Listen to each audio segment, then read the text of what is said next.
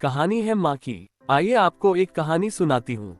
शायद ये कहानी सुन के आपकी आंखें भर जाए, क्योंकि इस कहानी में एक माँ ने अपने बेटे से अजीबोगरीब अपने एक आखिरी इच्छा की फरियाद की है।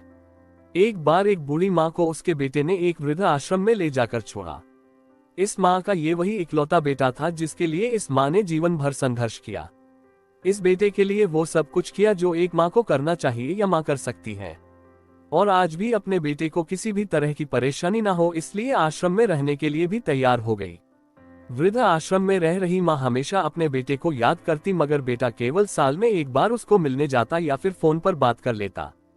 कई साल बीत गए। वृद्ध आश्रम से बेटे को एक दिन फोन आया। उन्होंने कहा, बेटा जल्दी से आश्रम आके अपनी माँ से मिल लो, वो बहुत सीरियस है। बेटा जब अपनी बीमार माँ के पास पहुंचा तब वह अपनी आखिरी सांसें गिन रही थी।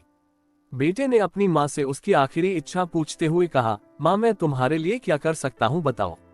माँ ने कहा, बेटा इस आश्रम में गर्मी और मच्छर बहुत ज्यादा है, यहाँ पर कुछ पंखे लगवा देना। फ्रिज ना होने की वजह से यहाँ पर हम बूढ़ों को कई बार भूखे पेट ही सोना पड़ता है, क्योंकि किसी ने दिया हुआ खाना खराब होने से नहीं बचा पाते। तो इस आश्रम के लिए एक दो फ्रिज भी खरीद कर दे देना।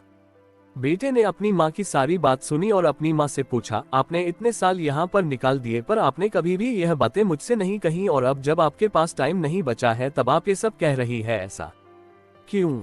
माँ ने बेटे को जवाब देते हुए कहा, बेटा मैंने गर्मी, भूख और पीड़ा सहन कर ली, लेकिन मुझे पता है जब तेरे बच्चे तुझे यहाँ पर छोड़कर जाएंगे तब तू ये सब सहन नहीं कर पाएगा, इसीलिए तेरी सुविधा के लिए मैं तुझे ये सब लगाने के लिए कह रही हूँ। कहानी अच्छा लगा तो चैनल को सब्सक्राइब करें और लाइक करें।